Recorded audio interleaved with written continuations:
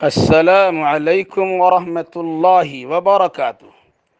Programme تلخیص معانی القرآن کی 79ویں نشست میں آپ کا خیر مقدم ہے۔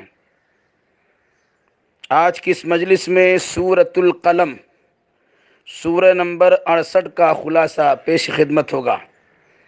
سورۃ القلم مکیہ، وجہ تسمیہ: اس سورہ کی پہلی ہی آیت میں قلم کی قسم کھائی گئی ہے، اسی مناسبت سے اس سورہ کا نام القلم رکھا گیا ہے۔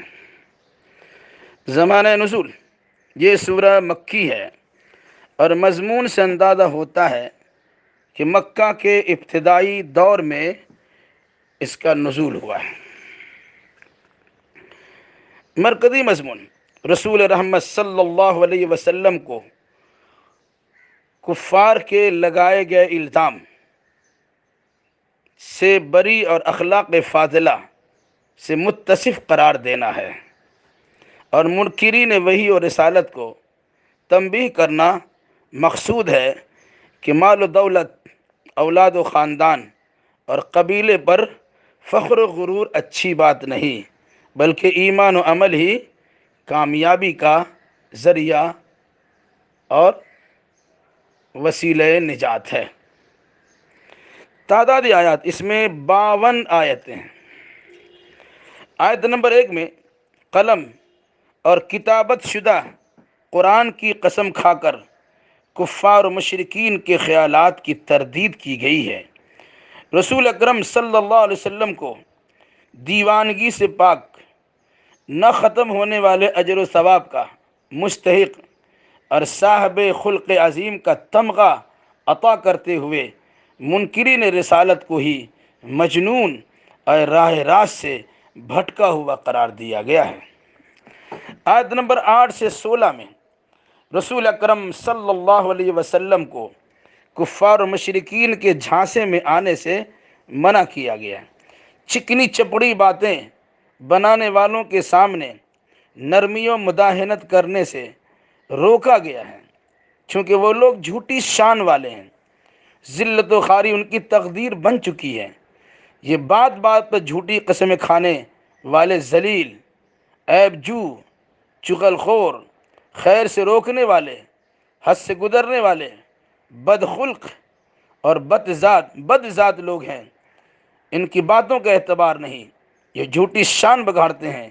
اللہ ان کی ناک پر داغ لگا دے گا اور ذلت و خواری سے دوچار کر دے گا۔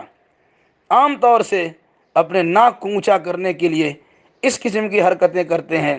اللہ ہاتھی کی سونڈ کی طرح اس کے ناک کو لمبا کر کے دنیا والوں کے سامنے ذلت و خواری کا مزہ چکھا دے گا۔ آیت نمبر 17 سے 33 میں ناشکر انسانوں کو ایک باغ والے کی کہانی سنا کر عبرت و نصیحت دلائی گئی ہے کہ غریبوں کو محروم کرنے کا انجام بہت ہی برا ہوتا ہے۔ لہلہاتی کھیتی راکھ ہو جاتی ہے۔ اعتراف جرم پر انابت اللہ کا تذکرہ ہے کہ دوبارہ نعمت نوازی کی امید کا ذکر ہے، جس میں اہل ثروت کے لیے درس عبرت ہے۔ آیت نمبر 34 سے 41 میں متقیوں کے لیے جنت کی بشارت ہے۔ فرما بردار اور نافرمان کے یکساں نہ ہونے کا ذکر ہے۔ اونچی نسل کے ہونے پر فخر کرنے سے منع کیا گیا ہے۔ خوشحالی و مالداری اللہ کی رضامندی کی دلیل نہیں ہے، اور نہ ہی تنگی و بدحالی اللہ کی ناراضگی کی وجہ ہے۔ مجرموں کا دعویٰ بلا دلیل ہے، نہ ان کے پاس کوئی کتاب ہے اور نہ ہی برہان، اور نہ ہی کوئی ان کا تعاون کرنے اور وکیل صفائی بن کر کھڑے ہونے کو تیار ہوگا۔ مال ایسی چیز نہیں ہے کہ اللہ خوش ہو گیا تو مال دے دیا اور نہ خوش ہو گیا تو مال چھین لیا۔ ایسا کوئی اصول ضابطہ نہیں ہے۔ اللہ کبھی مال دے کے آزماتا ہے اور کبھی اللہ تبارک و تعالی مال لے کے یا نہیں دے کے آزماتا ہے۔ آیت نمبر 42 سے 54 میں قیامت کی سختی کا ذکر ہے۔ جو لوگ دنیا میں سجدہ کرنے سے جی چراتے ہیں،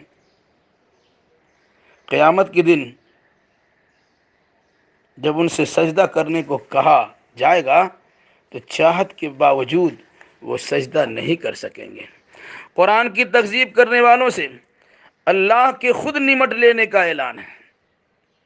اللہ انہیں ڈھیل دے رہا ہے، لیکن اللہ جب اپنی رسی ٹائٹ کرے گا تو انہیں احساس بھی نہیں ہوگا اور وہ عذاب میں گرفتار ہو جائیں گے۔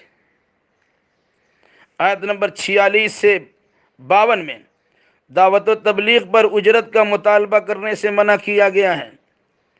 رسول اکرم صلی اللہ علیہ وسلم کو صبر کی تلقین کی گئی ہے، فیصلہ الہی کے انتظار کی تاکید کی گئی ہے، اور کسی بھی معاملہ میں جلد بازی کرنے کی ممانعت بھی کی گئی ہے۔ اللہ ہی کا فضل ہوا کہ یونس علیہ السلام شکم ماہی یعنی مچھلی کے پیڑ سے نجات پا سکے۔ اگر اللہ تبارک و تعالیٰ کا فضل و کرم شامل حال نہ ہوتا تو وہ چٹیل میدان میں پڑے کے پڑے رہ جاتے اور کوئی ان کا پرسان حال نہ ہوتا۔ فضل الہی کا حصول اور کلام اللہ کی تلاوت کرتے رہنے کی تلقین کی گئی ہے۔ کفار مشرکین کی معاندانہ اور حاسدانہ کارروائیوں سے دل برداشتہ نہ ہونے کی تاکید کی گئی ہے، اور قرآن مجید کو سارے جہان والوں کے لیے نصیحت و یاد دہانی قرار دیتے ہوئے تمام لوگوں کو نصیحت پذیری کا حکم دیا گیا ہے۔ وقتی پریشانی آتی ہے لیکن اللہ تبارک و تعالیٰ نجات بھی دیتا ہے۔ اللہ کی اجازت کے بغیر نبی یونس علیہ السلام بھی گھر سے نکل جائے تو اللہ کی پکڑ ہو جاتی ہے۔ چلتی کشتی سے انہیں پانی میں گرایا جاتا ہے، مچھلی کے پیٹ میں انہیں داخل کروایا جاتا۔ اب مچھلی کی پیٹ میں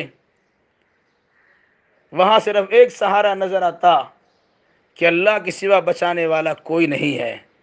جب شکم ماہی سے اللہ کسی کی فریاد کو سن لیتا ہے اور ان کی مشکلات کو دور کر دیتا ہے تو دنیا کی اس پیٹ میں رہنے والے انسان اگر اللہ تبارک و تعالیٰ سے لو لگائے اور گریہ زاری کرتے ہوئے اپنی تقدیر کو سدھارنے اور مشکلات سے نکلنے کی درخواست کریں گے تو اللہ کیوں نہیں سنے گا۔